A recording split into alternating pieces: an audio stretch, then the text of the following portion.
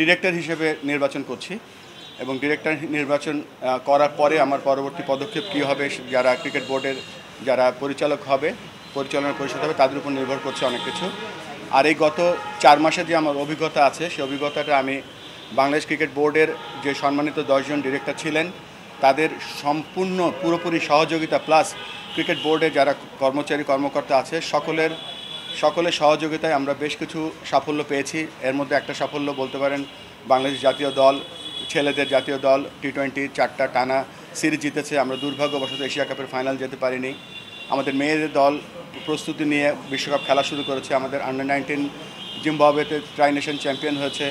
আমাদের high performance দল এ দল অস্ট্রেলিয়া খেলে এসেছে। সব কিছু মিলিয়ে ক্রিকেট অপারেশনসটা আমার সাথে ফাহিম ভাই আছে, তিনি আরও ভালো বলতে পারবেন আমার থেকে।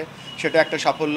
আরেকটা সাফল্য যেটা হচ্ছে যে বাংলাদেশ ক্রিকেটের অ্যাকচুয়ালি স্ট্রেংথটা কী, আমরা যখন প্ল্যান করলাম ট্রিপল সেঞ্চুরি প্রোগ্রামের মাধ্যমে যে ক্রিকেটকে ডিসেন্ট্রালাইজ করলে কী হতে পারে, তার ছোট্ট কিছু আমরা নমুনা পেয়েছি। 1 নম্বরে হচ্ছে যে আমরা চিটাগংয়ের যে 11টা জেলা, সেই 11টা জেলা নিয়ে আমরা একটা আঞ্চলিক ইভেন্ট করতে পেরেছি।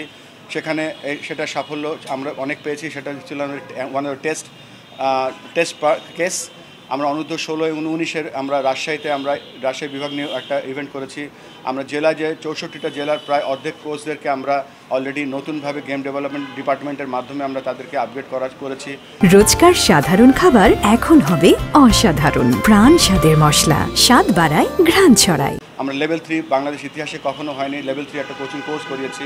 আমরা সাইমন টাফেলের মতন বড় আম্পায়ার প্রশিক্ষক নিয়ে এসেছি আমরা এখানে ক্রিকেট আম্পায়ারদের উন্নয়ন করার জন্য।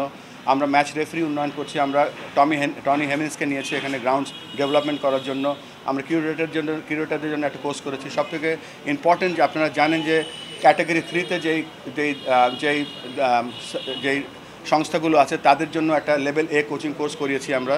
তো ওভারঅল আমরা যে 10 জন ক্রিকেট বোর্ডের ডিরেক্টর ছিলাম, আমরা 10 জন ক্রিকেট বোর্ডের ডিরেক্টর মিলে এই কাজগুলো করেছি এবং এই কাজগুলো করার মাধ্যমে আমাদের কাছে মনে হচ্ছে যে আমাদের যে সম্ভাবনা এটা অসীম। আমরা এখন কিন্তু শুধুমাত্র ঢাকা ক্লাব ক্রিকেট নিয়ে আমরা অনেক ব্যস্ত ছিলাম এবং সেটা নিয়ে আমরা থাকবো। সাথে সাথে দেশের ক্রিকেটকে আমরা একেবারে জানি। দেখেন, জেলার থেকে যারা আসছে আমরা হয়তো তাদেরকে বলি যে জেলার কাউন্সিলর, আমরা কাউন্সিলর নামটা সরিয়ে বলবো তারা হচ্ছে জেলার প্রেসিডেন্ট এবং সেই প্রেসিডেন্টের মাধ্যমে আমরা জেলার উপজেলায় প্রত্যন্ত অঞ্চলে ক্রিকেট কীভাবে ছড়িয়ে দিতে পারি সেই চেষ্টাটাই আমাদের মূল থাকবে।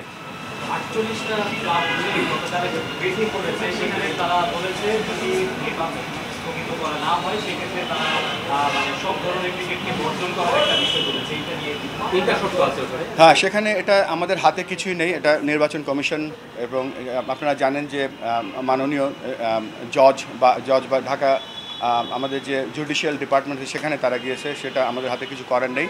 আমরা সবাইকে বোঝাবো হাউ ইম্পর্টেন্ট ইজ ক্রিকেটার্স এবং বাংলাদেশের ক্রিকেট।